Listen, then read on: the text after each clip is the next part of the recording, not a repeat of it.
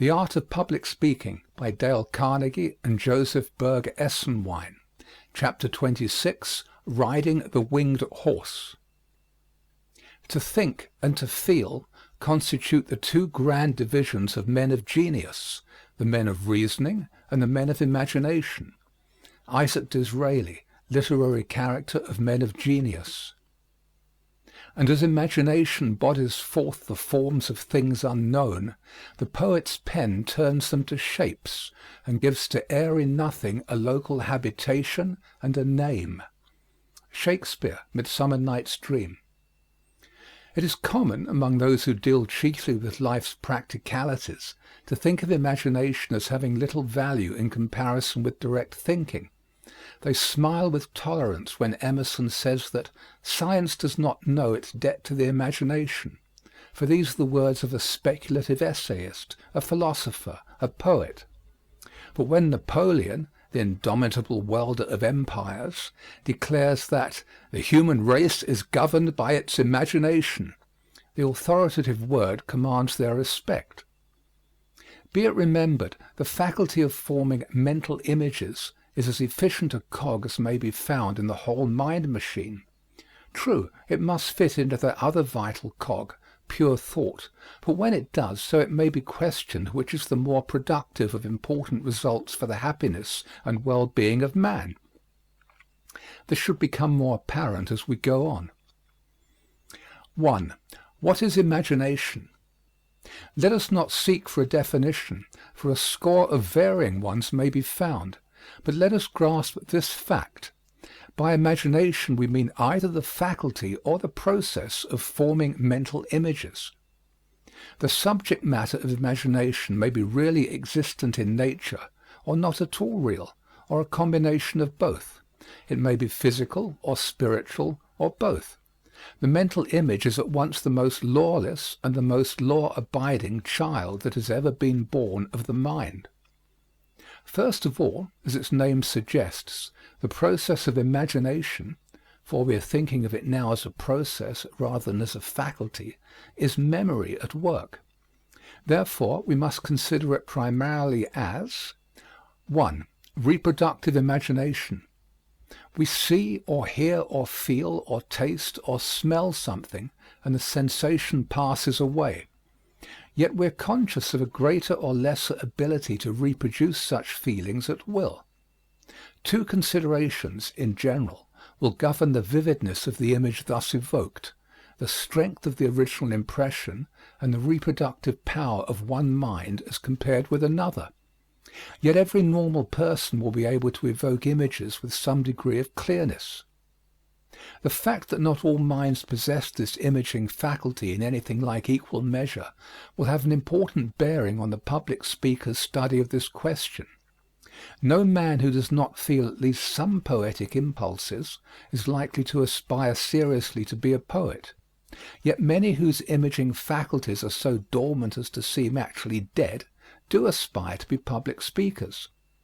To all such we say most earnestly, awaken your image-making gift, for even in the most coldly logical discourse it is sure to prove of great service.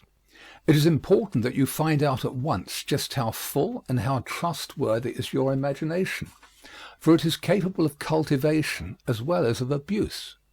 Francis Galton, footnote, Inquiries into Human Faculty. Francis Galton says, "The French appear to possess the visualizing faculty in a high degree. The peculiar ability they show in prearranging ceremonials and fetes of all kinds, and their undoubted genius for tactics and strategy, show that they are able to foresee effects with unusual clearness.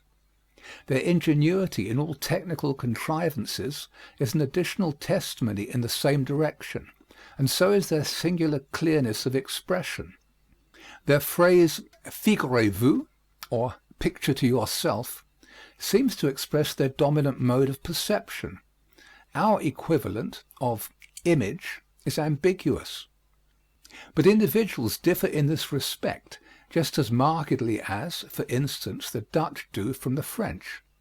And this is true not only of those who are classified by their friends as being respectively imaginative or unimaginative, but of those whose gifts or habits are not well known.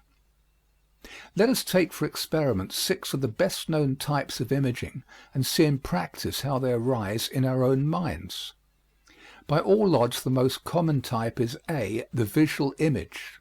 Children who more readily recall things seen than things heard are called by psychologists eye-minded, and most of us are bent in this direction.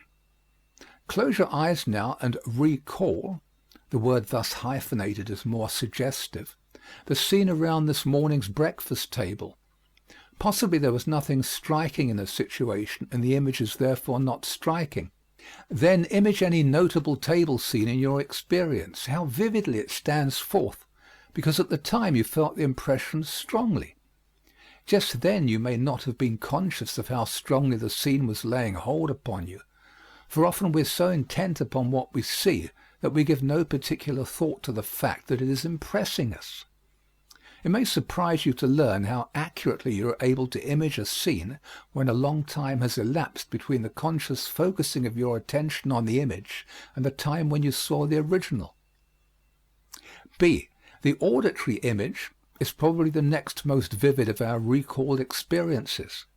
Here association is potent to suggest similarities. Close out all the world beside and listen to the peculiar wood against wood sound of the sharp thunder among rocky mountains. The crash of ball against tenpins may suggest it. Or image, the word is imperfect, for it seems to suggest only the eye. The sound of tearing ropes when some precious weight hangs in danger. Or recall the bay of a hound almost upon you in pursuit. Choose your own sound and see how pleasantly or terribly real it becomes when imaged in your brain. C. The motor image is a close competitor with the auditory for second place. Have you ever awakened in the night, every muscle taut and striving, to feel yourself straining against the opposing football line that held like a stone wall, or as firmly as the headboard of your bed? Or voluntarily recall the movement of the boat when you cried inwardly, "It's all up with me!" The perilous lurch of a train, the sudden sinking of an elevator, or the unexpected toppling of a rocking chair may serve as further experiments. D. The gustatory image is common enough, as the idea of eating lemons will testify. Sometimes the pleasurable recollection of a delightful dinner will cause the mouth to water years afterward, or the image of particularly atrocious medicine will wrinkle the nose long after it has made one day in boyhood wretched. D. The olfactory image is even more delicate.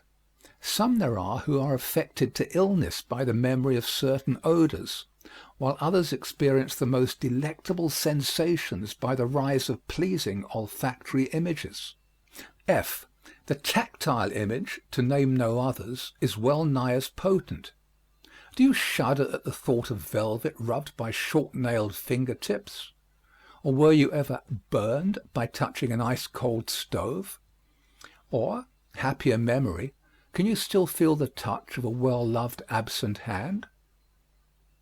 Be it remembered that few of these images are present in our minds except in combination.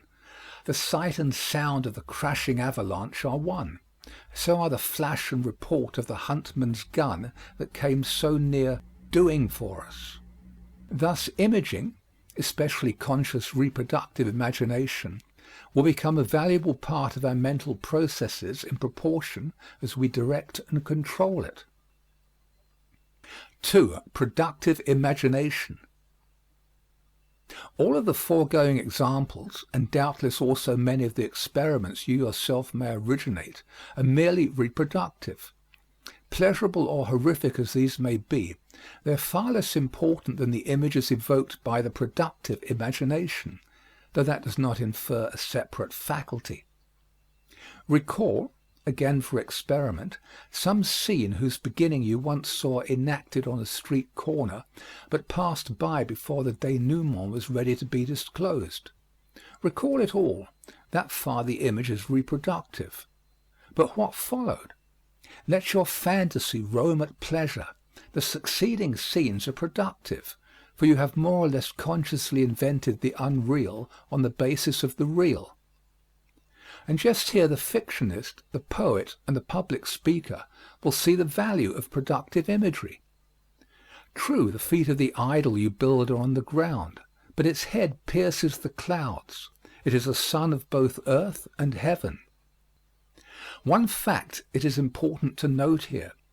Imagery is a valuable mental asset in proportion as it is controlled by the higher intellectual power of pure reason. The untutored child of nature thinks largely in images, and therefore attaches to them undue importance. He readily confuses the real with the unreal. To him they are of like value. But the man of training readily distinguishes the one from the other, and evaluates each with some, if not with perfect, justice.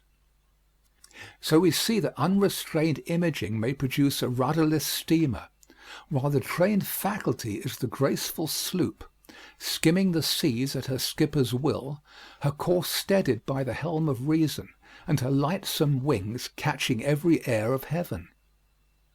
The game of chess, the warlord's tactical plan, the evolution of a geometrical theorem, the devising of a great business campaign, the elimination of waste in a factory, the denouement of a powerful drama, the overcoming of an economic obstacle, the scheme for a sublime poem, and the convincing siege of an audience may, nay, indeed must, each be conceived in an image, and wrought to reality according to the plans and specifications laid upon the trestle-board by some modern imaginative Hiram.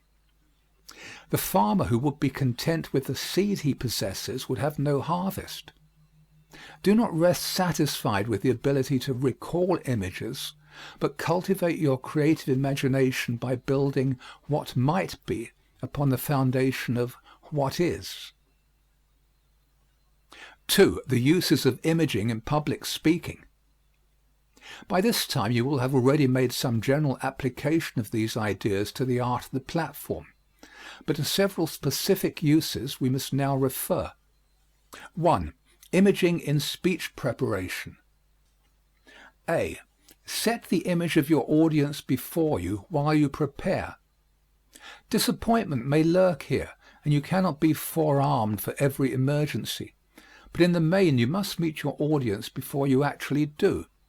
Image its probable mood and attitude toward the occasion, the theme, and the speaker. B. Conceive your speech as a whole while you are preparing its parts, else can you not see, image, how its parts shall be fitly framed together. C. Image the language you will use, so far as written or extemporaneous speech may dictate. The habit of imaging will give you choice of varied figures of speech, for remember that an address without fresh comparisons is like a garden without blooms. Do not be content with the first hackneyed figure that comes flowing to your pen point, but dream on until the striking, the unusual, yet the vividly real comparison points your thought like steel does the arrow tip. Note the freshness and effectiveness of the following description from the opening of O. Henry's story, The Harbinger. Long before the springtide is felt in the dull bosom of the yokel, does the city man know that the grass-green goddess is upon her throne. He sits at his breakfast eggs and toast, begirt by stone walls, opens his morning paper and sees journalism leave vernalism at the post. For whereas spring's couriers were once the evidence of our finer senses, now the Associated Press does the trick.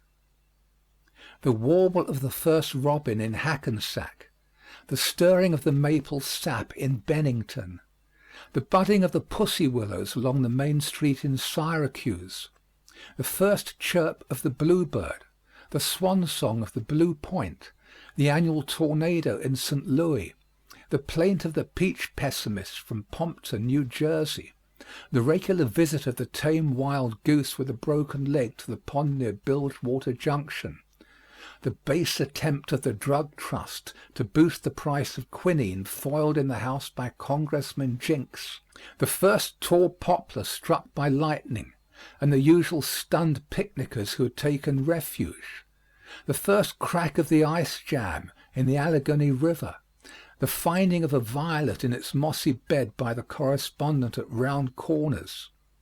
These are the advanced signs of the burgeoning season that are wired into the wise city, while the farmer sees nothing but winter upon his dreary fields.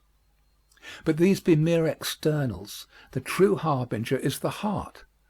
When Strephon seeks his Chloe and Mike his Maggie, then only has spring arrived, and the newspaper report of the 5-foot rattler killed in Squires Pettigrew's pasture confirmed.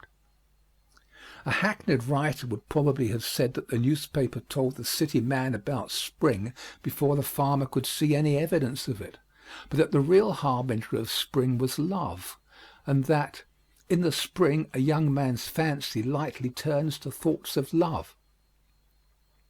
2. Imaging in speech delivery. When once the passion of speech is on you, and you are warmed up, perhaps by striking till the iron is hot, so that you may not fail to strike when it is hot, your mood will be one of vision. Then, A. Re-image past emotion, of which more elsewhere. The actor recalls the old feelings every time he renders his telling lines. B.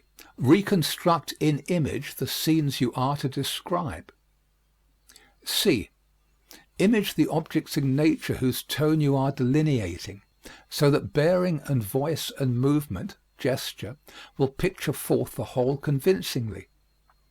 Instead of merely stating the fact that whiskey ruins homes, the temperance speaker paints a drunkard coming home to abuse his wife and strike his children.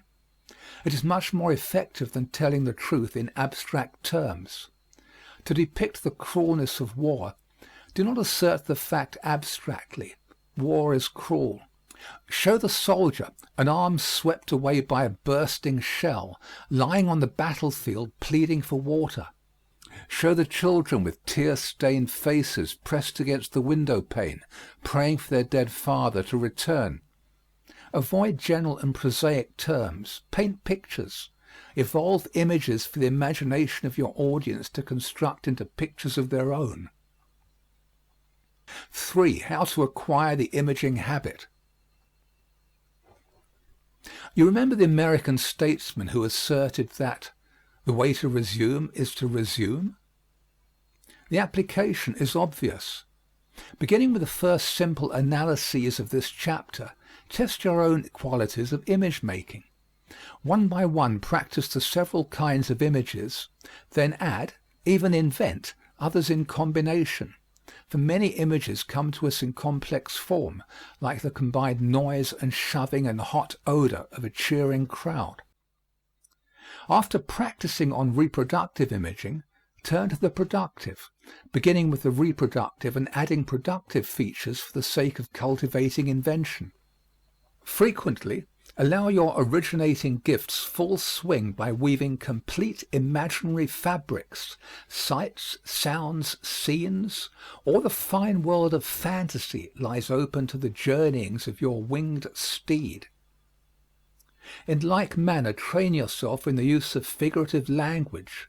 Learn first to distinguish and then to use its varied forms. When used with restraint, nothing can be more effective than the trope, but once let extravagance creep in by the window, and power will flee by the door. All in all, master your images. Let not them master you. Questions and exercises. 1. Give original examples of each kind of reproductive imagination. 2. Build 2 of these into imaginary incidents for platform use, using your productive or creative imagination. 3. Define A. Fantasy, B. Vision, C. Fantastic, D. Phantasmagoria, E. Transmogrify, F. Recollection. 4. What is a figure of speech? 5. Define and give 2 examples of each of the following figures of speech. Footnote. Consult any good rhetoric. An unabridged dictionary will also be of help. At least one of the examples under each type would better be original. A. Simile. B. Metaphor. C. Metonymy. D. Synecdoche. E. Apostrophe. F. Vision. G. Personification. H. Hyperbole. I. Irony. 6. A. What is an allegory? B. Name one example. C. How could a short allegory be used as part of a public address? 7. Write a short fable. Footnote. For a full discussion of the form, see The Art of Story Writing by J. Berg Esenwein and Mary D. Chambers. 7. Write a short fable for use in a speech. Follow either the ancient form, Aesop, or the modern, George Ade, Josephine Dodge Dascom. 8. What do you understand by the historical present? Illustrate how it may be used, only occasionally, in a public address. 9. Recall some disturbance on the street. A. Describe it as you would on the platform. B. Imagine what preceded the disturbance. C. Imagine what followed it. D. Connect the whole in a terse, dramatic narration for the platform, and deliver it with careful attention to all that you have learned of the public speaker's art. 10. Do the same with other incidents you have seen or heard of or read of in the newspapers. Note: it is hoped that this exercise will be varied and expanded until the student has gained considerable mastery of imaginative narration. See chapter on narration. 11. Experiments have proved that the majority of people think most vividly in terms of visual images. However, some think more readily in terms of auditory and motor images. It is a good plan to mix all kinds of images in the course of your address, for you will doubtless have all kinds of hearers. This plan will serve to give variety and strengthen your effects by appealing to the several senses of each hearer, as well as interesting many different auditors. For exercise, A. Give several original examples of compound images, and B. Construct brief descriptions of the scenes imagined. For example, the falling of a bridge in process of building. 12. Read the following observantly. The strikers suffered bitter poverty last winter in New York. Last winter, a woman visiting the east side of New York City saw another woman coming out of a tenement house wringing her hands. Upon inquiry, the visitor found that a child had fainted in one of the apartments. She entered and saw the child ill and in rags, while the father, a striker, was too poor to provide medical help. A physician was called and said the child had fainted from lack of food. The only food in the house was dried fish. The visitor provided groceries for the family and ordered the milkman to leave milk for them daily. A month later she returned. The father of the family knelt down before her and, calling her an angel, said that she had saved their lives, for the milk she had provided was all the food they had had. In the 2 preceding paragraphs we have substantially the same story, told twice. In the first paragraph we have a fact stated in general terms. In the second we have an outline picture of a specific happening. Now expand this outline into a dramatic recital, drawing freely upon your imagination. End of section 26. Chapter 27. Growing a Vocabulary. Quote, "Boys flying kites haul in their white-winged birds. You can't do that way when you're flying words. Careful with fire is good advice we know. Careful with words is 10 times doubly so. Thoughts unexpressed may sometimes fall back dead, but God himself can't kill them when they're said. Unquote. Will Carleton, The First Settler's Story. The term vocabulary has a special as well as a general meaning. True, all vocabularies are grounded in the everyday words of the language, out of which grow the special vocabularies, but each such specialized group possesses a number of words of peculiar value for its own objects. These words may be used in other vocabularies also, but the fact that they are suited to a unique order of expression marks them as of special value to a particular craft or calling. In this respect, the public speaker differs not at all from the poet, the novelist, the scientist, the traveler. He must add to his everyday stock words of value for the public presentation of thought. Quote, "A study of the discourses of effective orators discloses the fact that they have a fondness for words signifying power, largeness, speed, action, color, light, and all their opposites. They frequently employ words expressive of the various emotions. Descriptive words, adjectives used in fresh relations with nouns, and apt epithets are freely employed.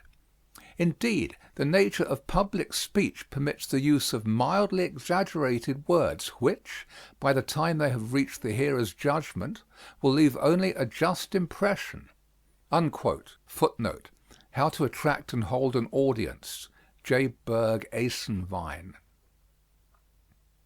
Form the book note habit. To possess a word involves three things: to know its special and broader meanings, to know its relation to other words, and to be able to use it. When you see or hear a familiar word used in an unfamiliar sense, jot it down, look it up, and master it. We have in mind a speaker of superior attainments who acquired his vocabulary by noting all new words he heard or read. These he mastered and put into use. Soon his vocabulary became large, varied, and exact. Use a new word accurately 5 times, and it is yours. Professor Albert E. Hancock says, quote, "An author's vocabulary is of two kinds, latent and dynamic.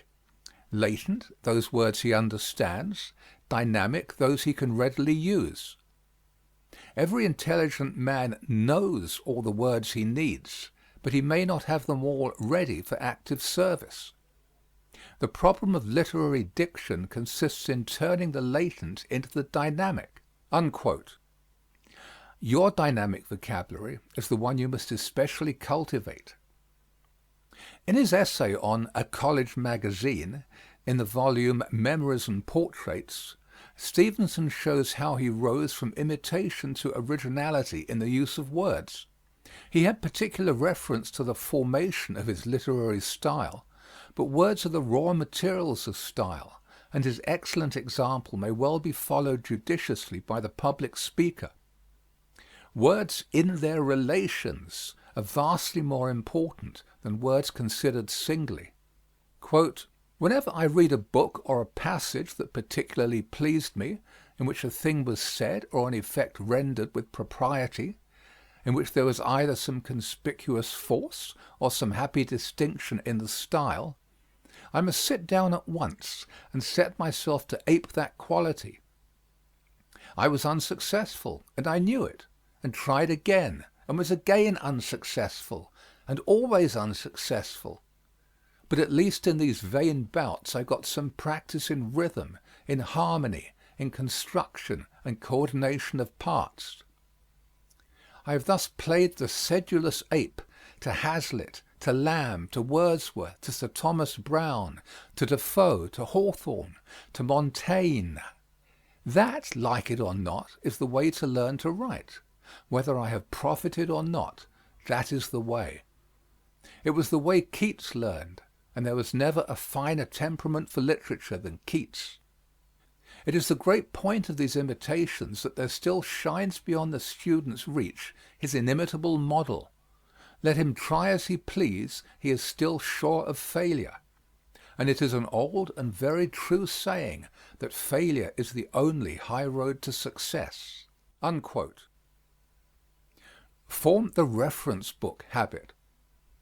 Do not be content with your general knowledge of a word. Press your study until you have mastered its individual shades of meaning and usage. Mere fluency is sure to become despicable, but accuracy never. The dictionary contains the crystallized usage of intellectual giants. No one who would write effectively dare despise its definitions and discriminations. Think, for example, of the different meanings of mantle, or model, or quantity. Any late edition of an unabridged dictionary is good, and is worth making sacrifices to own. Books of synonyms and antonyms, used cautiously, for there are few perfect synonyms in any language, will be found of great help. Consider the shades of meaning among such word groups as thief, peculator, defaulter, embezzler, burglar, yeggman, robber, bandit, marauder, pirate, and many more, or the distinctions among Hebrew, Jew, Israelite, and Semite. Remember that no book of synonyms is trustworthy unless used with a dictionary. A Thesaurus of the English Language by Dr. Francis A. March is expensive, but full and authoritative. Of smaller books of synonyms and antonyms there are plenty. Footnote: a book of synonyms and antonyms is in preparation for this series, The Writer's Library. Study the connectives of English speech. Fernald's book on this title is a mine of gems. Unsuspected pitfalls lie in the loose use of and, or, for, while, and a score of tricky little connectives. Word derivations are rich in suggestiveness. Our English owes so much to foreign tongues, and has changed so much with the centuries, that whole addresses may grow out of a single root idea hidden away in an ancient word origin. Translation, also, is excellent exercise in word mastery, and consorts well with the study of derivations. Phrase books that show the origins of familiar expressions will surprise most of us by showing how carelessly everyday speech is used. Brewer's A Dictionary of Phrase and Fable, Edwards' Word, Facts, and Phrases, and Thornton's An American Glossary are all good, the last an expensive work in 3 volumes. A prefix or a suffix may essentially change the force of the stem, as in masterful and masterly, contemptible and contemptuous, envious and enviable. Thus, to study words in groups, according to their stems, prefixes, and suffixes, is to gain a mastery over their shades of meaning, and introduce us to other related words. Do not favor one set or kind of words more than another. Quote, 60 years and more ago, Lord Brougham, addressing the students of the University of Glasgow, laid down the rule that the native Anglo-Saxon part of our vocabulary was to be favored at the expense of that other part, which has come from the Latin and Greek. The rule was an impossible one, and Lord Brougham himself never tried seriously to observe it. Nor, in truth, has any great writer made the attempt. Not only is our language highly composite, but the component words have, in De Quincey's phrase, happily coalesced. It is easy to jest at words in osity and ation as dictionary words and the like. But even Lord Brougham would have found it difficult to dispense with pomposity and imagination. Unquote. Footnote, Composition and Rhetoric, J.M. Hart. The short, vigorous Anglo-Saxon will always be preferred for passages of special thrust and force, just as the Latin will continue to furnish us with flowing and smooth expressions. To mingle all sorts, however, will give variety, and that is most to be desired. Discuss words with those who know them. Since the language of the platform follows closely the diction of everyday speech, many useful words may be acquired in conversation with cultivated men, and when such discussion takes the form of disputation as to the meanings and usages of words, it will prove doubly valuable. The development of word power marches with the growth of individuality. Search faithfully for the right word. Books of reference are tripled in value when their owner has a passion for getting the kernels out of their shells. 10 minutes a day will do wonders for the nutcracker. "I'm growing so peevish about my writing," says Flaubert. "I'm like a man whose ear is true, but who plays falsely on the violin. His fingers refuse to reproduce precisely those sounds of which he has the inward sense. Then the tears come rolling down from the poor scraper's eyes, and the bow falls from his hand." Unquote.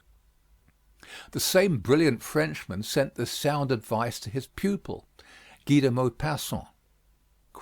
"Whatever may be the thing which one wishes to say, there is but one word for expressing it, only one verb to animate it, only one adjective to qualify it. It is essential to search for this word, for this verb, for this adjective, until they are discovered, and to be satisfied with nothing else." Unquote. Walter Savage Landor once wrote, "I hate false words, and seek with care, difficulty, and moroseness those that fit the thing." Unquote. So did Sentimental Tommy, as related by James M. Barrie in his novel bearing his hero's name as a title. No wonder T. Sandys became an author and a lion. Tommy, with another lad, is writing an essay on "A Day in Church," in competition for a university scholarship. He gets on finely until he pauses for lack of a word. For nearly an hour he searches for this elusive thing, until suddenly he is told that the allotted time is up, and he is lost. Barrie may tell the rest. "Essay! It was no more an essay than a twig is a tree, for the gowk had stuck in the middle of his second page. Yes, stuck is the right expression, as his chagrined teacher had to admit when the boy was cross-examined. He had not been up to some of his tricks, he had stuck, and his explanations, as you will admit, merely emphasized his incapacity. He had brought himself to public scorn for lack of a word." "What word?" they asked testily. But even now he could not tell. He had wanted a Scotch word that would signify how many people were in church, and it was on the tip of his tongue, but would come no farther. Puckle was nearly the word, but it did not mean so many people as he meant. The hour had gone by just like winking. He had forgotten all about time while searching his mind for the word. The other 5 examiners were furious. "You little tatty-dooley," Cathro roared. "Were there not a dozen words to wile from if you had an ill will to Puckle? What ailed you at Mansie?" Or "I thought of Mansie," replied Tommy woefully, for he was ashamed of himself. But a manses a swarm.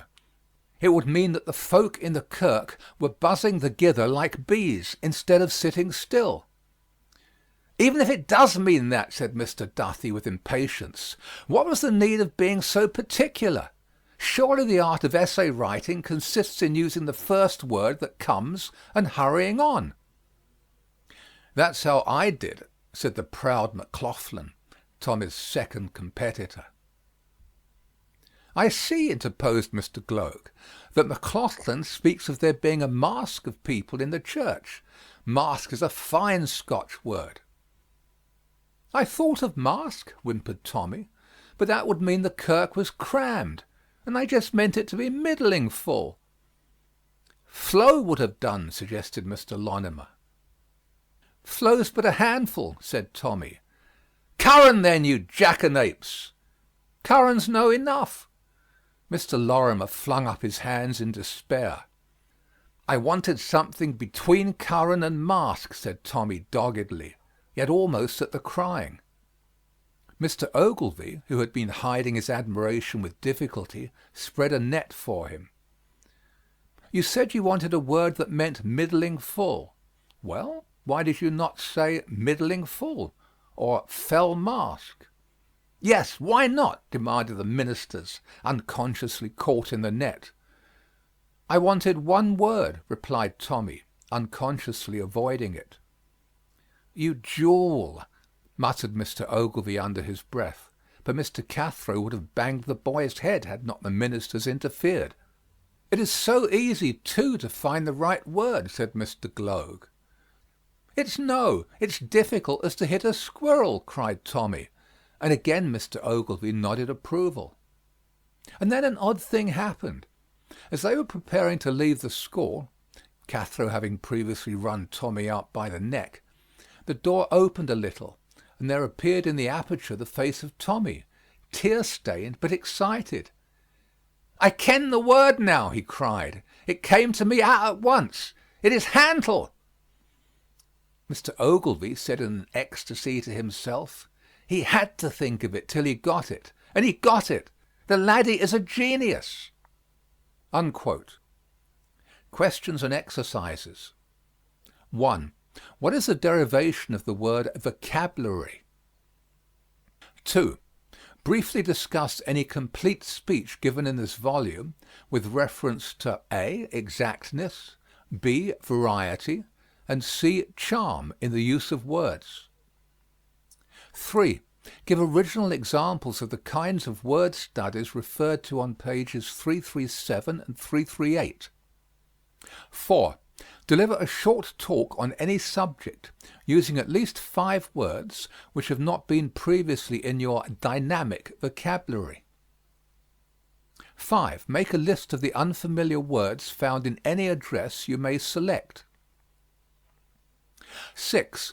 Deliver a short extemporaneous speech, giving your opinions on the merits and demerits of the use of unusual words in public speaking. 7. Try to find an example of the overuse of unusual words in a speech. 8. Have you used reference books in word studies? If so, state with what result. 9. Find as many synonyms and antonyms as possible for each of the following words: excess, rare, severe, beautiful, clear, happy, difference, care, skillful, involve, enmity, profit, absurd, evident, faint, friendly, harmony, hatred, honest, inherent. End of section 27. Chapter 28, Memory Training. Quote, "Lulled in the countless chambers of the brain, our thoughts are linked by many a hidden chain. Awake but one, and lo, what myriads rise! Each stamps its image as the other flies. Hail, memory, hail! In thy exhaustless mine, from age to age unnumbered treasures shine. Thought and her shadowy brood thy call obey, and place and time are subject to thy sway." Unquote. Samuel Rogers, Pleasures of Memory. Many an orator, like Thackeray, has made the best part of his speech to himself on the way home from the lecture hall. Presence of mind, it remained for Mark Twain to observe, is greatly promoted by absence of body. A hole in the memory is no less a common complaint than a distressing one.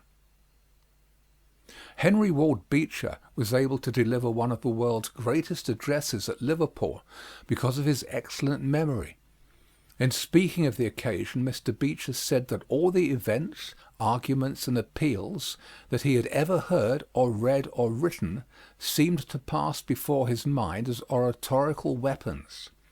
And standing there, he had but to reach forth his hand and, quote, "seize the weapons as they went smoking by." Unquote.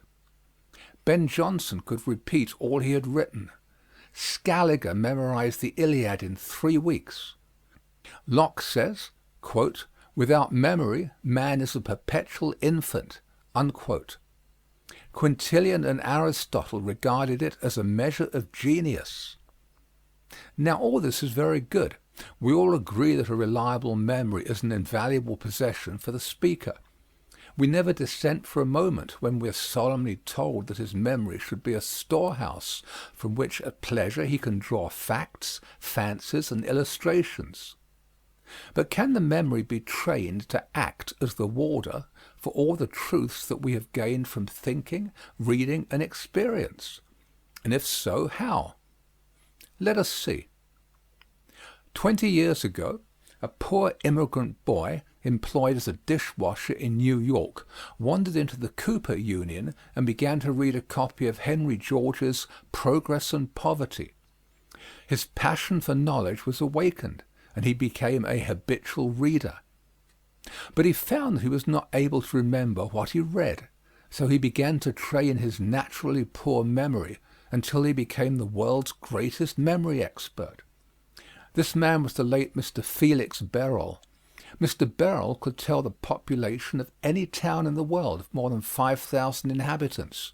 He could recall the names of 40 strangers who had just been introduced to him, and was able to tell which had been presented 3rd, 8th, 17th, or in any order. He knew the date of every important event in history, and could not only recall an endless array of facts, but could correlate them perfectly.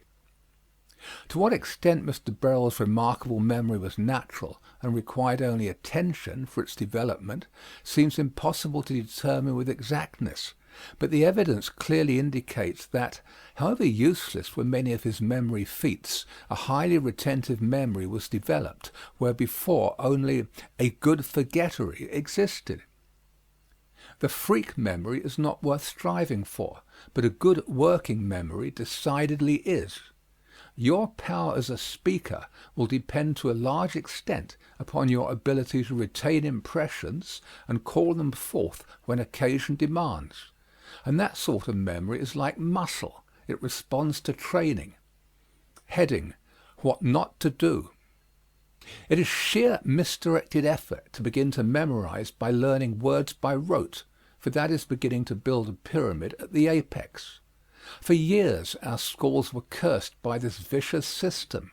Vicious not only because it is inefficient, but for the more important reason that it hurts the mind. True, some minds are natively endowed with a wonderful facility in remembering strings of words, facts, and figures, but such are rarely good reasoning minds. The normal person must belabor and force the memory to acquire in this artificial way. Again, it is hurtful to force the memory in hours of physical weakness or mental weariness. Health is the basis of the best mental action, and the operation of memory is no exception. Finally, do not become a slave to a system. Knowledge of a few simple facts of mind and memory will set you to work at the right end of the operation. Use these principles, whether included in a system or not, but do not bind yourself to a method that tends to lay more stress on the way to remember than on the development of memory itself. It is nothing short of ridiculous to memorize 10 words in order to remember one fact. Heading: The natural laws of memory. Concentrated attention at the time when you wish to store the mind is the first step in memorizing, and the most important one by far. You forgot the 4th of the list of articles your wife asked you to bring home, chiefly because you allowed your attention to waver for an instant when she was telling you. Attention may not be concentrated attention. When a siphon is charged with gas, it is sufficiently filled with the carbonic acid vapor to make its influence felt. A mind charged with an idea is charged to a degree sufficient to hold it. Too much charging will make the siphon burst. Too much attention to trifles leads to insanity. Adequate attention, then, is the fundamental secret of remembering. Generally, we do not give a fact adequate attention when it does not seem important. Almost everyone has seen how the seeds in an apple point, and has memorized the date of Washington's death. Most of us have, perhaps wisely, forgotten both. The little nick in the bark of a tree is healed over and obliterated in a season, but the gashes in the trees around Gettysburg are still apparent after 50 years. Impressions that are gathered lightly are soon obliterated. Only deep impressions can be recalled at will. Henry Ward Beecher said, quote, "One intense hour will do more than dreamy years." Unquote. To memorize ideas and words, concentrate on them until they are fixed firmly and deeply in your mind, and accord to them their true importance. Listen with the mind, and you will remember. How shall you concentrate? How would you increase the fighting effectiveness of a man of war?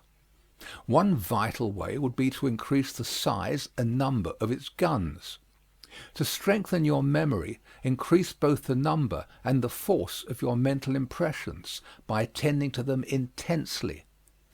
Loose skimming reading and drifting habits of reading destroy memory power. However, as most books and newspapers do not warrant any other kind of attention, it will not do altogether to condemn this method of reading, but avoid it when you are trying to memorize. Environment has a strong influence upon concentration until you have learned to be alone in a crowd and undisturbed by clamor. When you set out to memorize a fact or a speech, you may find the task easier away from all sounds and moving objects. All impressions foreign to the one you desire to fix in your mind must be eliminated. The next great step in memorizing is to pick out the essentials of the subject, arrange them in order, and dwell upon them intently. Think clearly of each essential, one after the other. Thinking a thing, not allowing the mind to wander to non-essentials, is really memorizing. Association of ideas is universally recognized as an essential in memory work. Indeed, whole systems of memory training have been founded on this principle. Many speakers memorize only the outlines of their addresses, filling in the words at the moment of speaking. Some have found it helpful to remember an outline by associating the different points with objects in the room. Speaking on peace, you may wish to dwell on the cost, the cruelty, and the failure of war, and so lead to the justice of arbitration. Before going on the platform, if you will associate 4 divisions of your outline with 4 objects in the room, this association may help you to recall them. You may be prone to forget your 3rd point, but you remember that once when you were speaking, the electric lights failed. So arbitrarily, the electric light globe will help you to remember failure.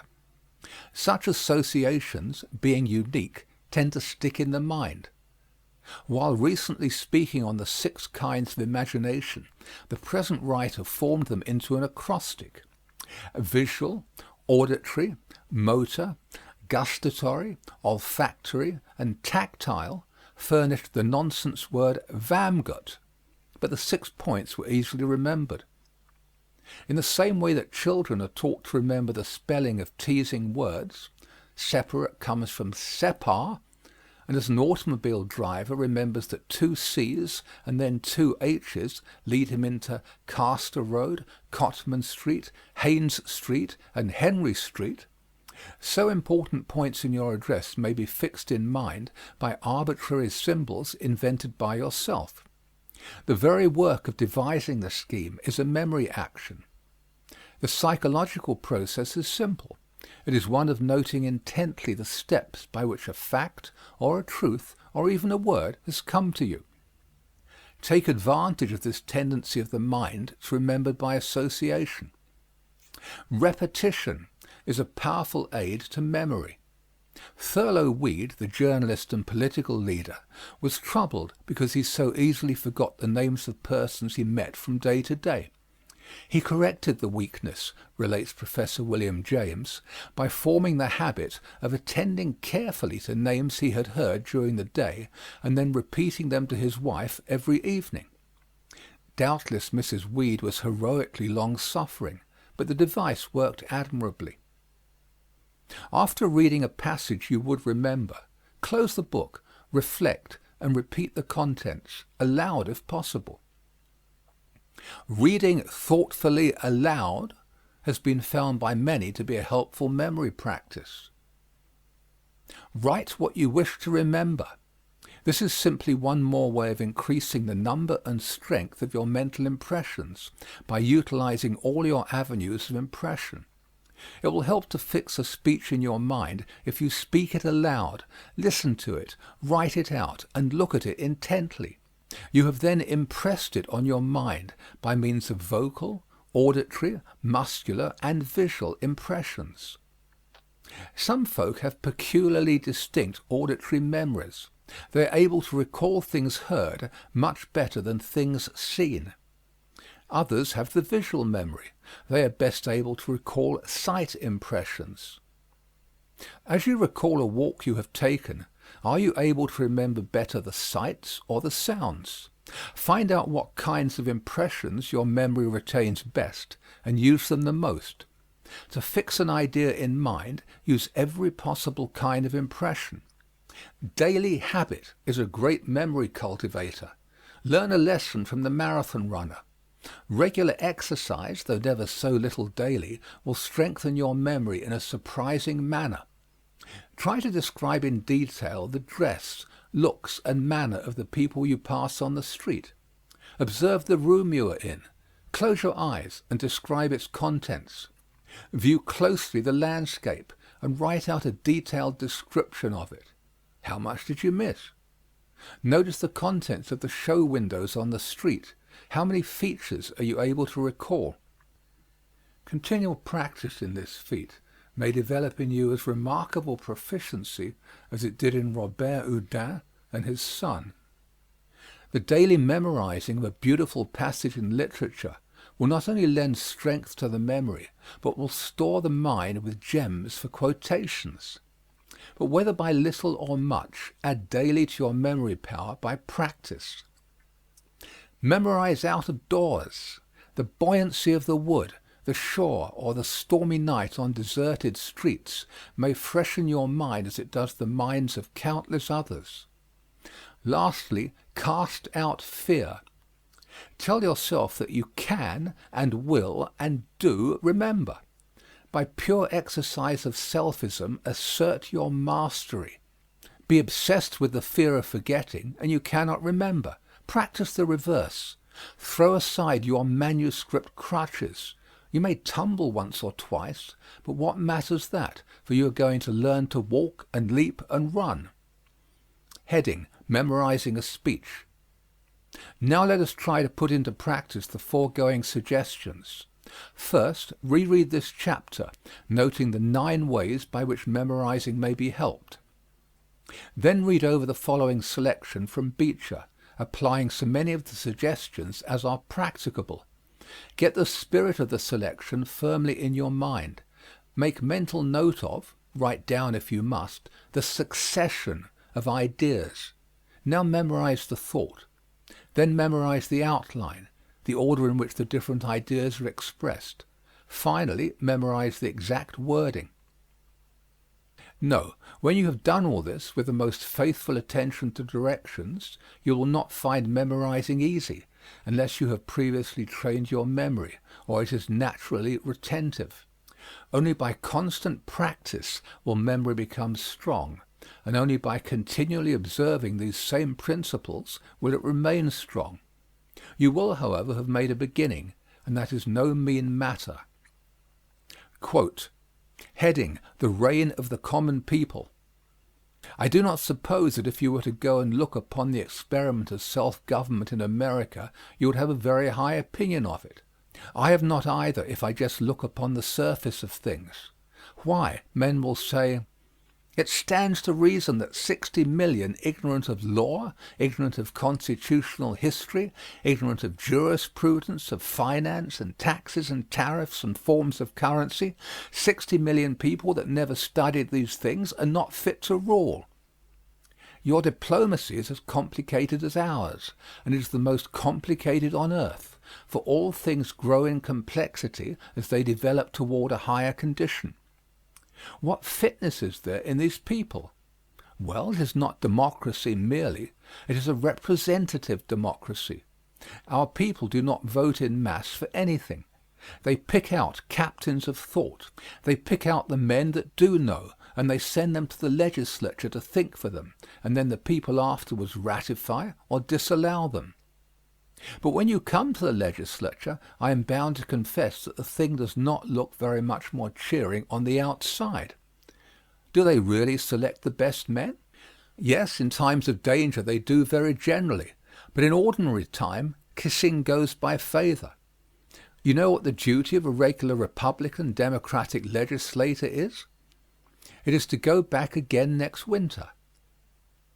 His second duty is what? His second duty is to put himself under that extraordinary providence that takes care of legislators' salaries. The old miracle of the prophet and the meal and the oil is outdone immeasurably in our days, for they go there poor 1 year and go home rich. In 4 years they become money-lenders, all by a trust in that gracious providence that takes care of legislators' salaries. Their next duty after that is to serve the party that sent them up, and then, if there is anything left of them, it belongs to the Commonwealth. Someone has said very wisely that if a man travelling wishes to relish his dinner, he had better not go into the kitchen to see where it is cooked. If a man wishes to respect and obey the law, he had better not go to the legislature to see where that is cooked. Unquote. Henry Ward Beecher, from a lecture delivered in Exeter Hall, London, 1886, when making his last tour of Great Britain. Heading: In case of trouble. But what are you to do if, notwithstanding all your efforts, you should forget your points, and your mind for the minute becomes blank? This is a deplorable condition that sometimes arises and must be dealt with. Obviously you can sit down and admit defeat. Such a consummation is devoutly to be shunned. Walking slowly across the platform may give you time to grip yourself, compose your thoughts, and stave off disaster. Perhaps the surest and most practical method is to begin a new sentence with your last important word. This is not advocated as a method of composing a speech. It is merely an extreme measure which may save you in tight circumstances. It is like the fire department: the less you must use it, the better. If this method is followed very long, you are likely to find yourself talking about plum pudding or Chinese Gordon in the most unexpected manner, so of course you will get back to your lines the earliest moment that your feet have hit the platform. Let us see how this plan works. Obviously your extemporized words will lack somewhat of polish, but in such a pass crudity is better than failure. Now you have come to a dead wall after saying, quote, "Joan of Arc fought for liberty." Unquote. By this method you might get something like this. Quote, "Liberty is a sacred privilege for which mankind always had to fight. These struggles," platitude, but push on, "fill the pages of history. History records the gradual triumph of the serf over the lord, the slave over the master. The master has continually tried to usurp unlimited powers. Power during the medieval ages accrued to the owner of the land with a spear and a strong castle. But the strong castle and spear were of little avail after the discovery of gunpowder. Gunpowder was the greatest boon that liberty had ever known." Unquote. Thus far you have linked one idea with another rather obviously, but you are getting your second wind now, and may venture to relax your grip on the too evident chain. And so you say, quote, "With gunpowder, the humblest serf in all the land could put an end to the life of the tyrannical baron behind the castle walls. The struggle for liberty, with gunpowder as its aid, wrecked empires, and built up a new era for all mankind." Unquote. In a moment more you have gotten back to your outline and the day is saved. Practicing exercises like the above will not only fortify you against the death of your speech when your memory misses fire, but will also provide an excellent training for fluency in speaking. Stock up with ideas. Heading: Questions and Exercises. 1. Pick out and state briefly the 9 helps to memorizing suggested in this chapter. 2. Report on whatever success you may have had with any of the plans for memory culture suggested in this chapter. Have any been less successful than others? 3. Freely criticize any of the suggested methods. 4. Give an original example of memory by association of ideas. 5. List in order the chief ideas of any speech in this volume. 6. Repeat them from memory. 7. Expand them into a speech using your own words. 8. Illustrate practically what you would do if in the middle of a speech on progress your memory failed you and you stopped suddenly on the following sentence. Quote, "The last century saw marvelous progress in varied lines of activity." Unquote. 9. How many quotations that fit well in the speaker's tool chest can you recall from memory? 10. Memorize the poem on page 42. How much time does it require? End of section 28. Chapter 29, Right Thinking and Personality. Quote, "Whatever crushes individuality is despotism, by whatever name it may be called." Unquote. John Stuart Mill on Liberty. Quote, "Right thinking fits for complete living by developing the power to appreciate the beautiful in nature and art, power to think the true and to will the good, power to live the life of thought and faith and hope and love." Unquote. N.C. Schaeffer, Thinking and Learning to Think. The speaker's most valuable possession is personality, that indefinable, imponderable something which sums up what we are and makes us different from others, that distinctive force of self which operates appreciably on those whose lives we touch. It is personality alone that makes us long for higher things, rob us of our sense of individual life with its gains and losses, its duties and joys, and we grovel. Quote, "Few human creatures," said John Stuart Mill, "would consent to be changed into any of the lower animals for a promise of the fullest allowance of a beast's pleasures. No intelligent human being would consent to be a fool. No instructed person would be an ignoramus. No person of feeling and conscience would be selfish and base, even though he should be persuaded that the fool, or the dunce, or the rascal is better satisfied with his lot than they with theirs. It is better to be a human being dissatisfied than a pig satisfied. Better to be a Socrates dissatisfied than a fool satisfied. And if the fool or the pig is of a different opinion, it is only because they know only their own side of the question. The other party to the comparison knows both sides." Unquote. Now, it is precisely because the Socrates type of person lives on the plan of right thinking and restrained feeling and willing that he prefers his state to that of the animal. All that a man is, all his happiness, his sorrow, his achievements, his failures, his magnetism, his weakness, all are in an amazingly large measure the direct results of his thinking. Thought and heart combine to produce right thinking. As a man thinketh in his heart, so is he. As he does not think in his heart, so he can never become. Since this is true, personality can be developed and its latent powers brought out by careful cultivation. We have long since ceased to believe that we are living in a realm of chance.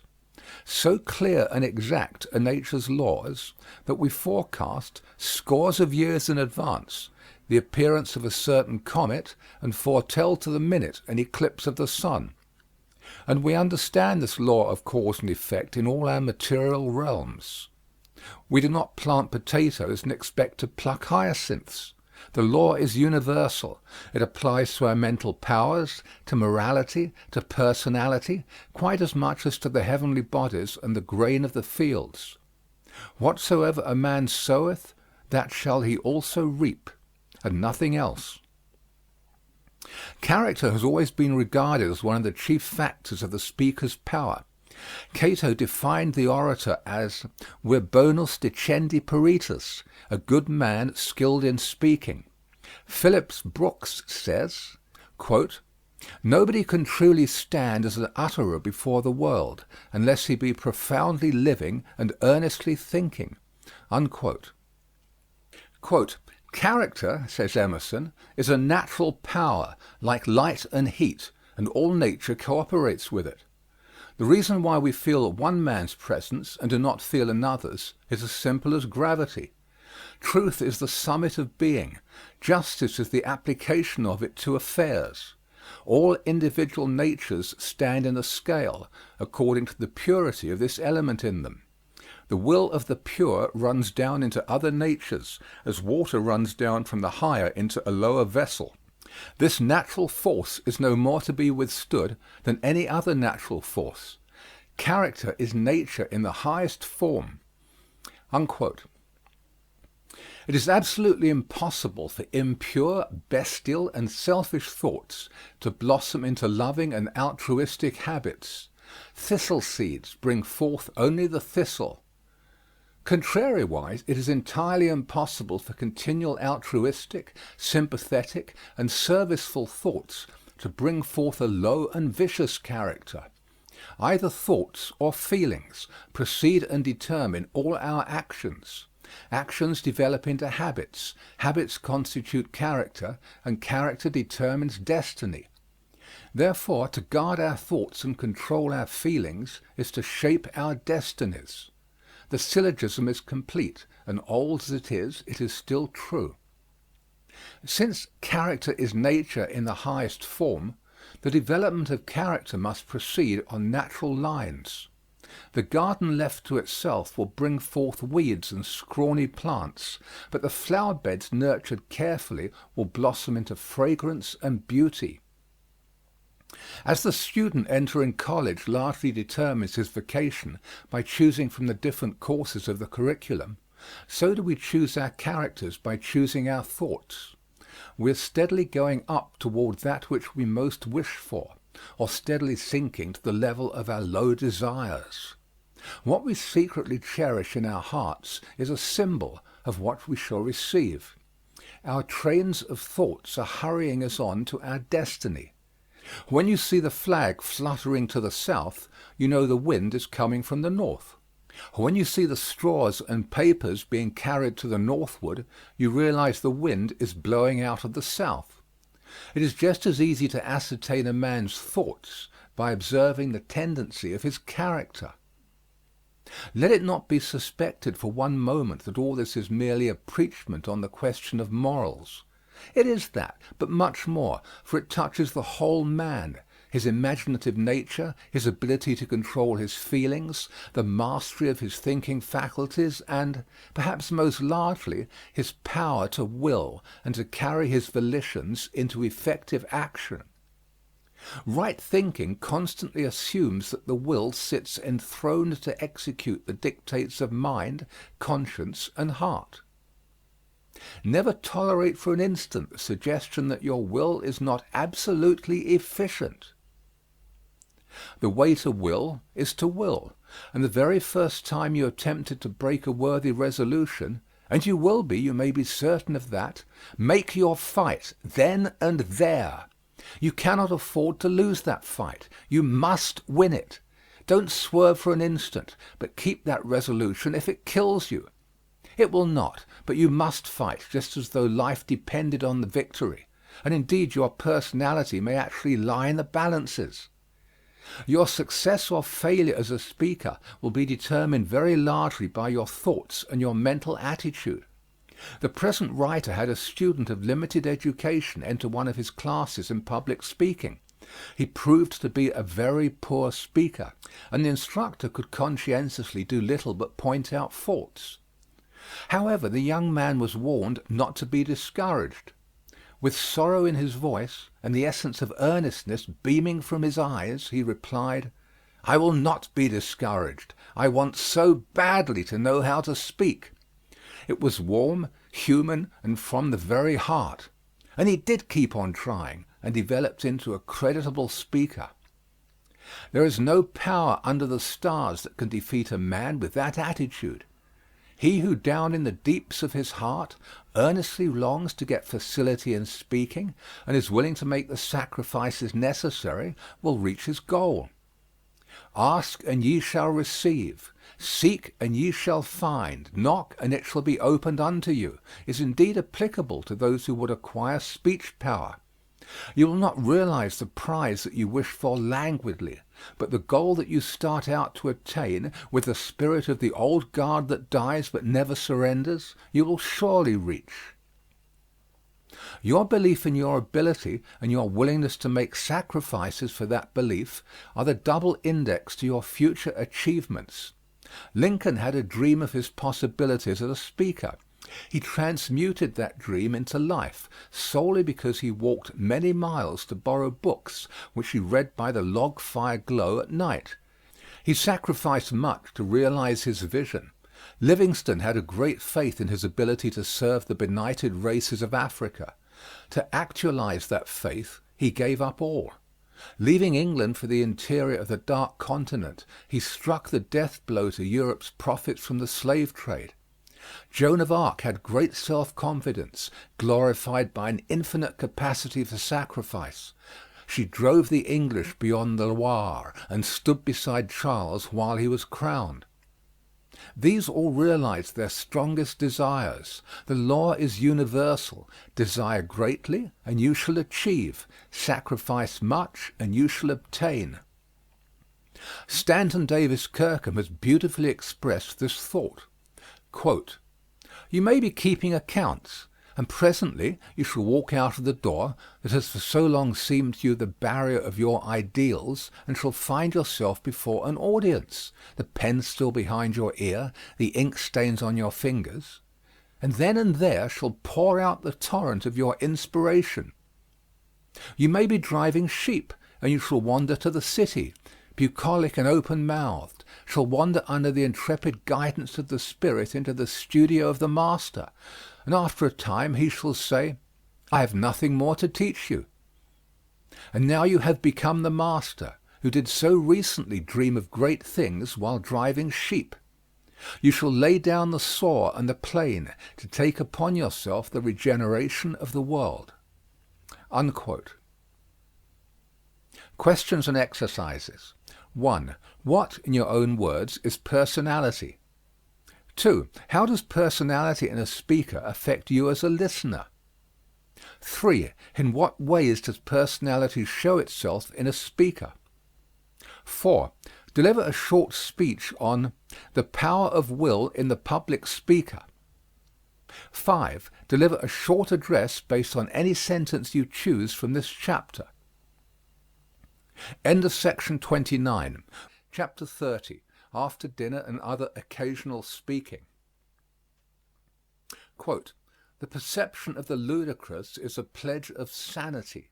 Unquote. Ralph Waldo Emerson, Essays. Quote, "And let him be sure to leave other men their turns to speak." Unquote. Francis Bacon, Essay on Civil and Moral Discourse. Perhaps the most brilliant, and certainly the most entertaining of all speeches are those delivered on after dinner and other special occasions. The air of well-fed content in the former, and of expectancy well primed in the latter, furnishes an audience which, though not readily won, is prepared for the best, while the speaker himself is pretty sure to have been chosen for his gifts of oratory. The first essential of good occasional speaking is to study the occasion. Precisely what is the object of the meeting? How important is the occasion to the audience? How large will the audience be? What sort of people are they? How large is the auditorium? Who selects the speaker's themes? Who else is to speak? What are they to speak about? Precisely how long am I to speak? Who speaks before I do, and who follows? If you want to hit the nail on the head, ask such questions as these. Footnote, see also page 205. No occasional address can succeed unless it fits the occasion to a T. Many prominent men have lost prestige because they were too careless, or too busy, or too self-confident to respect the occasion and the audience by learning the exact conditions under which they were to speak. Leaving too much to the moment is taking a long chance, and generally means a less effective speech, if not a failure. Suitability is the big thing in an occasional speech. When Mark Twain addressed the Army of the Tennessee in reunion at Chicago in 1877, he responded to the toast, "The Babies." Two things in the after-dinner speech are remarkable: the bright introduction, by which he subtly claimed the interest of all, and the humorous use of military terms throughout. Quote, "Mr. Chairman and gentlemen, the babies. Now that's something like. We haven't all had the good fortune to be ladies, we have not all been generals, or poets, or statesmen, but when the toast works down to the babies we stand on common ground, for we've all been babies. It is a shame that for 1,000 years the world's banquets have utterly ignored the baby, as if he didn't amount to anything. If you, gentlemen, will stop and think a minute, if you will go back 50 or 100 years to your early married life and recontemplate your first baby, you will remember that he amounted to a good deal, and even something over." Unquote. Quote, "As a vessel is known by the sound, whether it be cracked or not," said Demosthenes, "so men are proved by their speeches, whether they be wise or foolish." Unquote. Surely the occasional address furnishes a severe test of a speaker's wisdom.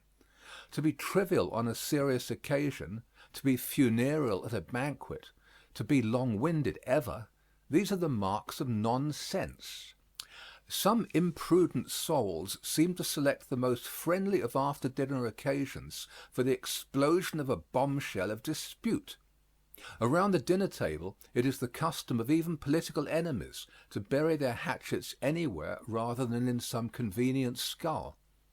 It is the height of bad taste to raise questions that in hours consecrated to goodwill can only irritate. Occasional speeches offer good chances for humor, particularly the funny story, for humor with a genuine point is not trivial.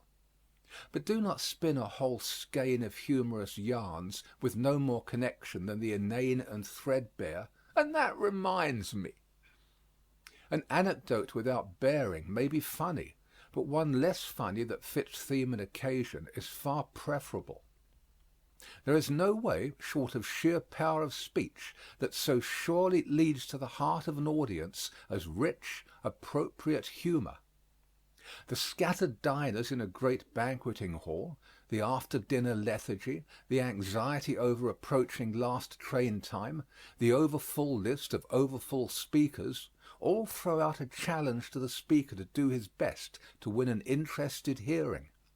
And when success does come, it is usually due to a happy mixture of seriousness and humor, for humor alone rarely scores so heavily as the two combined, while the utterly grave speech never does on such occasions. If there is one place more than another where second-hand opinions and platitudes are unwelcome, it is in the after-dinner speech.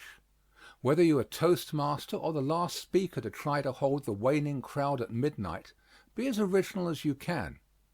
How is it possible to summarize the qualities that go to make up the good after-dinner speech when we remember the inimitable serious drollery of Mark Twain, the sweet Southern eloquence of Henry W. Grady, the funereal gravity of the humorous Charles Battelle Loomis, the charm of Henry Van Dyke, the geniality of F. Hopkinson Smith, and the all-round delightfulness of Chauncey M. Depew?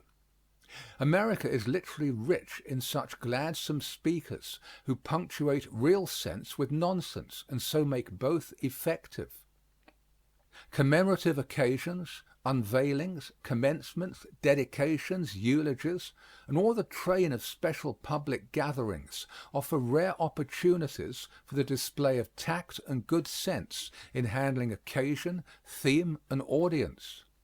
when to be dignified and when colloquial, when to soar and when to ramble arm in arm with your hearers, when to flame and when to soothe, when to instruct and when to amuse. In a word, the whole matter of appropriateness must constantly be in mind lest you write your speech on water. Finally, remember the beatitude, "Blessed is the man that maketh short speeches, for he shall be invited to speak again." Heading: Selections for Study.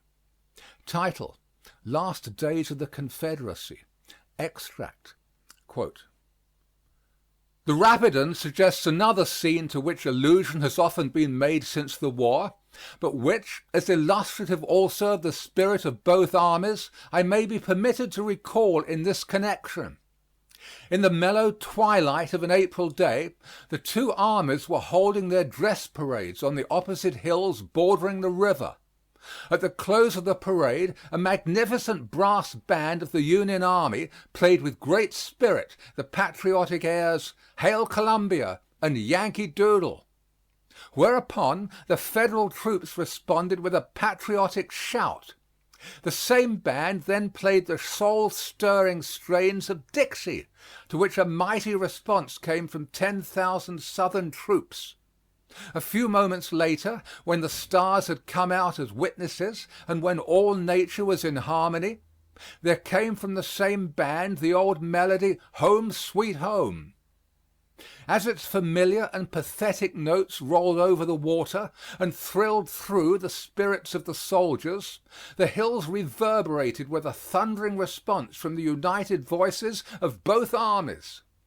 What was there in this old music to so touch the chords of sympathy, so thrill the spirits and cause the frames of brave men to tremble with emotion? It was the thought of home. To thousands, doubtless, it was the thought of that eternal home to which the next battle might be the gateway. To thousands of others it was the thought of their dear earthly homes, where loved ones at that twilight hour were bowing round the family altar and asking God's care over the absent soldier boy." Unquote. General J.B. Gordon, C.S.A. Title: Welcome to Kossuth.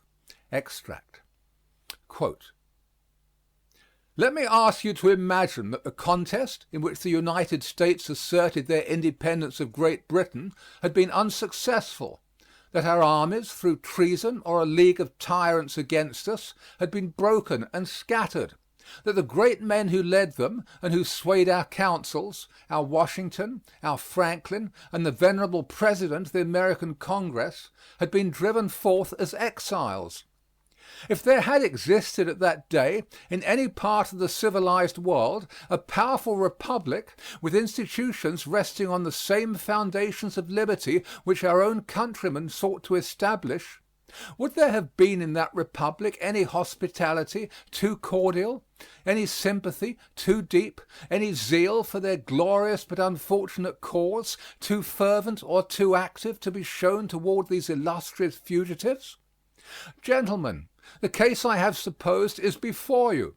The Washingtons, the Franklins, the Hancocks of Hungary, driven out by a far worse tyranny than was ever endured here, are wanderers in foreign lands. Some of them have sought a refuge in our country. One sits with this company, our guest tonight, and we must measure the duty we owe them by the same standard which we would have had history apply if our ancestors had met with a fate like theirs." Unquote. William Cullen Bryant.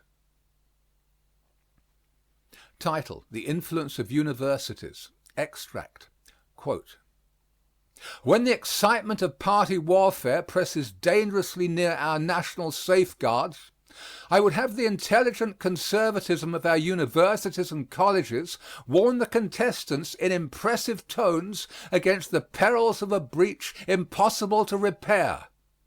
When popular discontent and passion are stimulated by the arts of designing partisans to a pitch perilously near to class hatred or sectional anger, I would have our universities and colleges sound the alarm in the name of American brotherhood and fraternal dependence.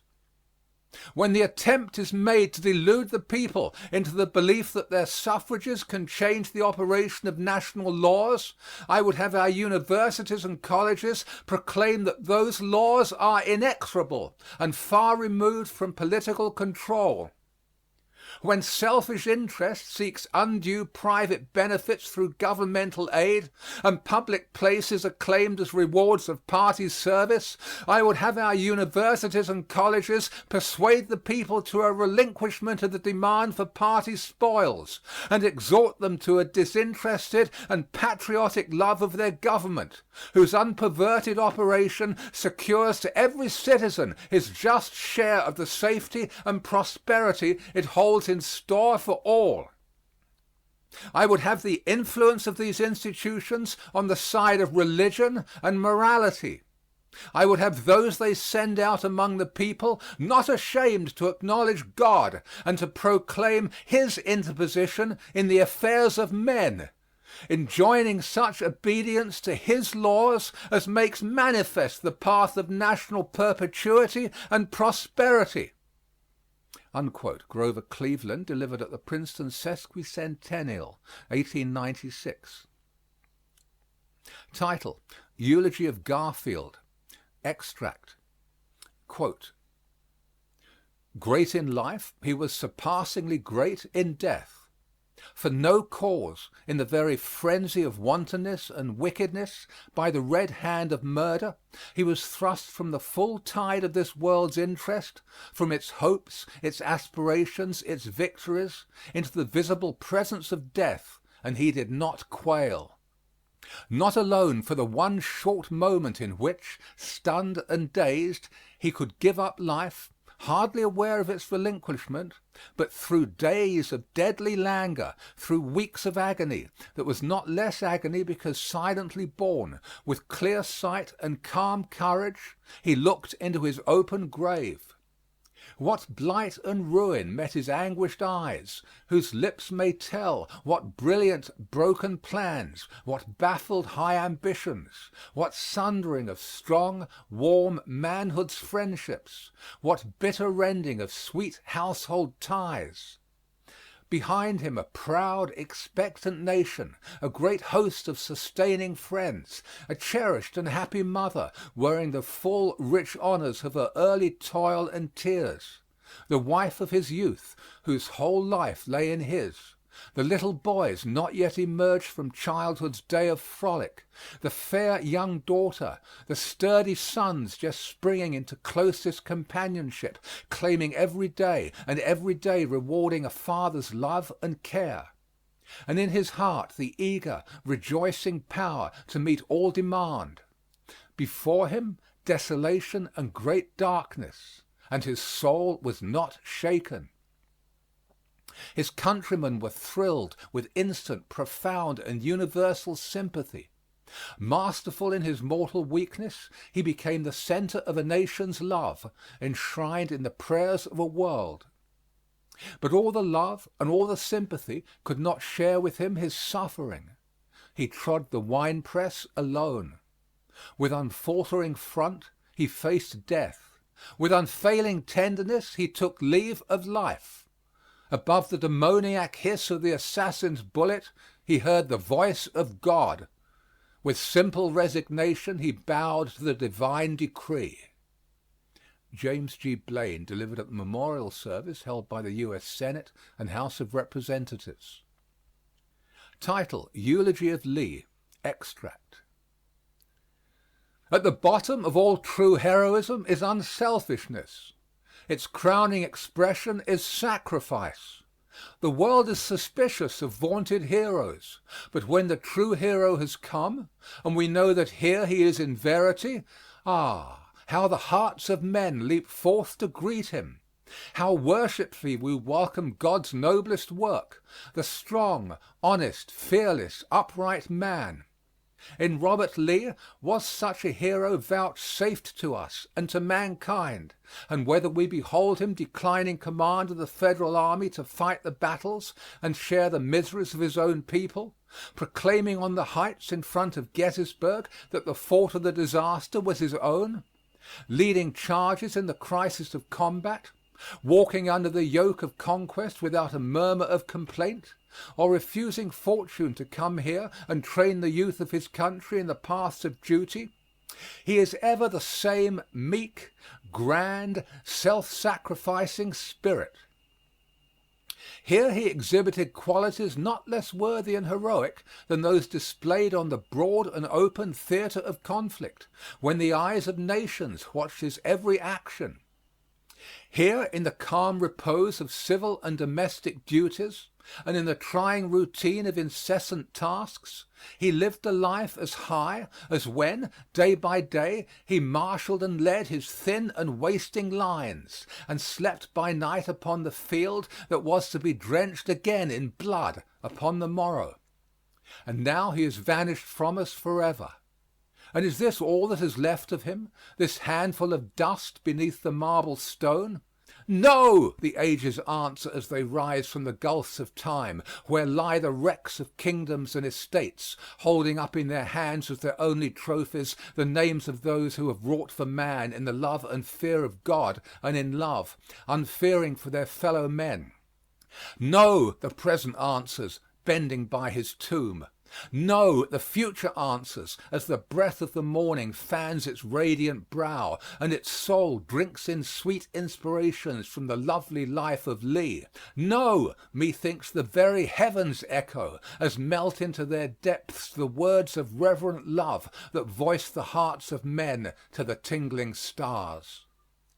Come we then today in loyal love to sanctify our memories, to purify our hopes, to make strong all good intent by communion with the spirit of him who, being dead, yet speaketh. Come, child, in thy spotless innocence. Come, woman, in thy purity. Come, youth, in thy prime. Come, manhood, in thy strength. Come, age, in thy ripe wisdom. Come, citizen, come, soldier, let us strew the roses and lilies of June around his tomb, for he, like them, exhaled in his life nature's beneficence, and the grave has consecrated that life and given it to us all. Let us crown his tomb with the oak, the emblem of his strength, and, with the laurel, the emblem of his glory. And let these guns, whose voices he knew of old, awake the echoes of the mountains, that nature herself may join in his solemn requiem. Come, for here he rests, and on this green bank, by this fair stream, we set today a votive stone, that memory may his deeds redeem when, like our sires, our sons are gone. Unquote. John Warwick Daniel, on the unveiling of Lee's statue at Washington and Lee University, Lexington, Virginia, 1883. Questions and exercises. 1. Why should humor find a place in after-dinner speaking? 2. Briefly give your impressions of any notable after-dinner address that you have heard. 3. Briefly outline an imaginary occasion of any sort and give 3 subjects appropriate for addresses. 4. Deliver one such address, not to exceed 10 minutes in length. 5. What proportion of emotional ideas do you find in the extracts given in this chapter? 6. Humor was used in some of the foregoing addresses. In which others would it have been inappropriate? 7. Prepare and deliver an after-dinner speech suited to one of the following occasions, and be sure to use humor: a lodge banquet, a political party dinner, a church men's club dinner, a civic association banquet, a banquet in honor of a celebrity, a woman's club annual dinner, a business men's association dinner, a manufacturers club dinner, an alumni banquet, an old home week barbecue. End of section 30. Chapter 31, Making Conversation Effective. Quote, in conversation, avoid the extremes of forwardness and reserve. Unquote. Cato. Quote, conversation is the laboratory and workshop of the student. Unquote. Emerson, Essays, Circles. The father of W. E. Gladstone considered conversation to be both an art and an accomplishment.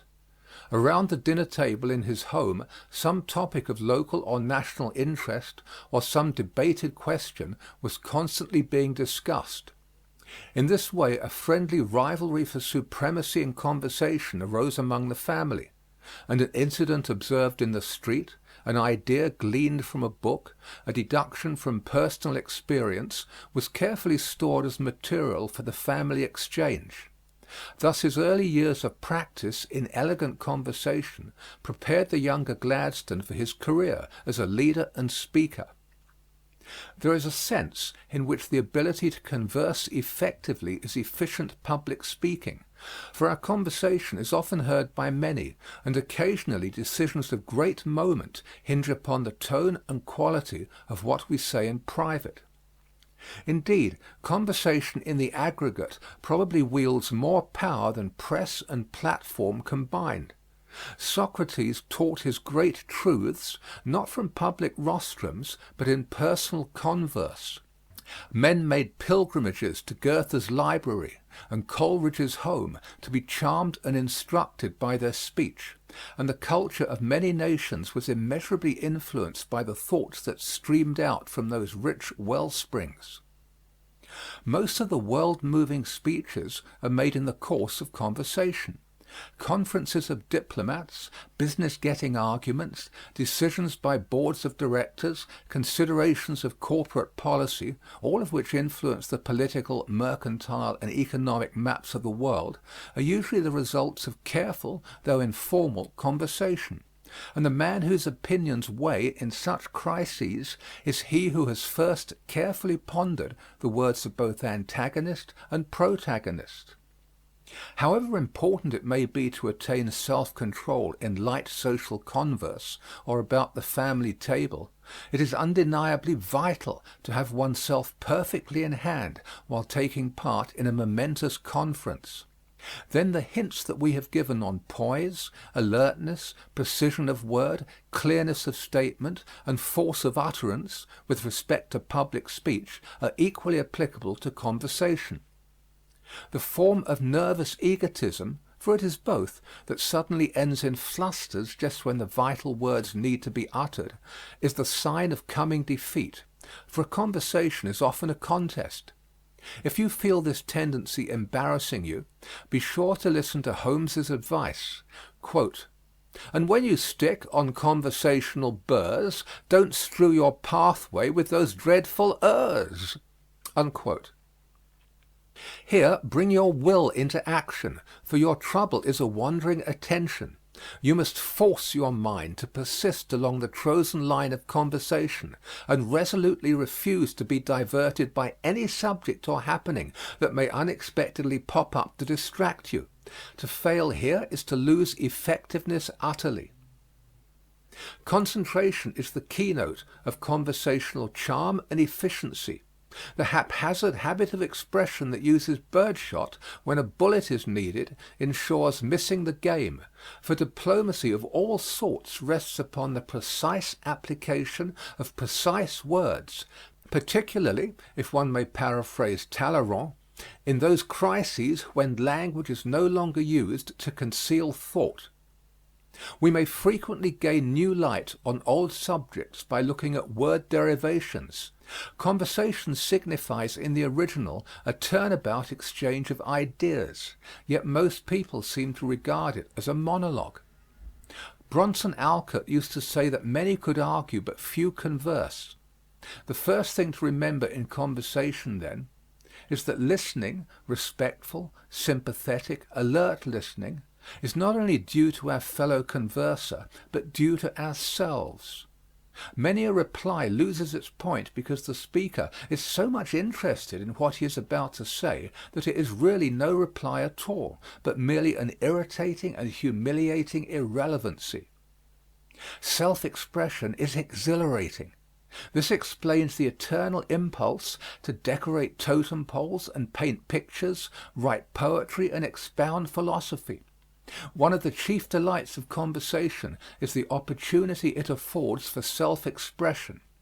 A good conversationalist who monopolizes all the conversation will be voted a bore because he denies others the enjoyment of self-expression, while a mediocre talker who listens interestedly may be considered a good conversationalist because he permits his companions to please themselves through self-expression. They are praised who please. They please who listen well. The first step in remedying habits of confusion in manner, awkward bearing, vagueness in thought, and lack of precision in utterance is to recognize your faults. If you are serenely unconscious of them, no one, least of all yourself, can help you. But once diagnose your own weaknesses, and you can overcome them by doing 4 things. 1. Will to overcome them, and keep on willing. 2. Hold yourself in hand by assuring yourself that you know precisely what you ought to say. If you cannot do that, be quiet until you are clear on this vital point. 3. Having thus assured yourself, cast out the fear of those who listen to you. They are only human and will respect your words if you really have something to say and say it briefly, simply, and clearly. 4. Have the courage to study the English language until you are master of at least its simpler forms. Heading: Conversational hints.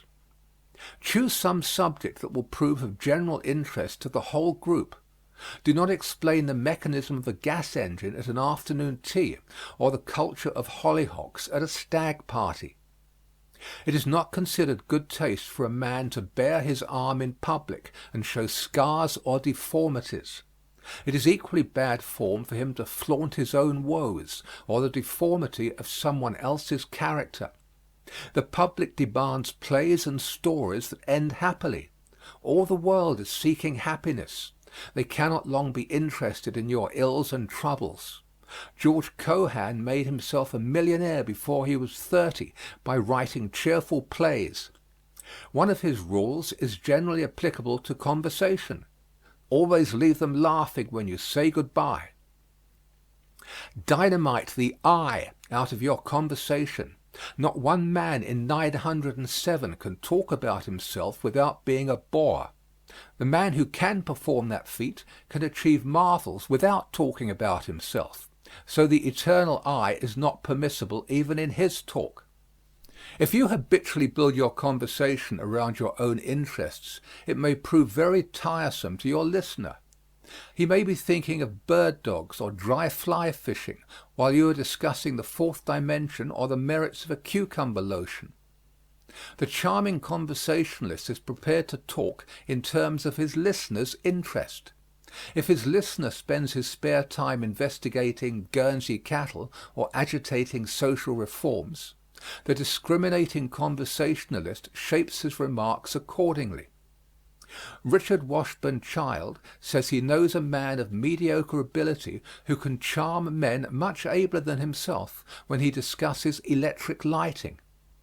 This same man probably would bore and be bored if he were forced to converse about music or Madagascar. Avoid platitudes and hackneyed phrases.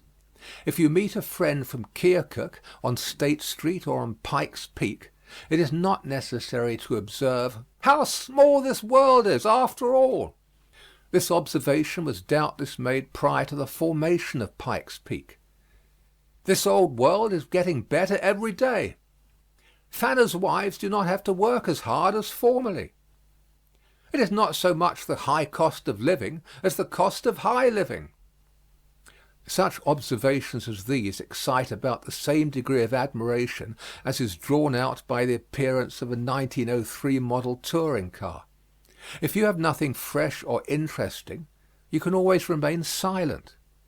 How would you like to read a newspaper that flashed out in bold headlines, "Nice weather we are having," or daily gave columns to the same old material you had been reading week after week?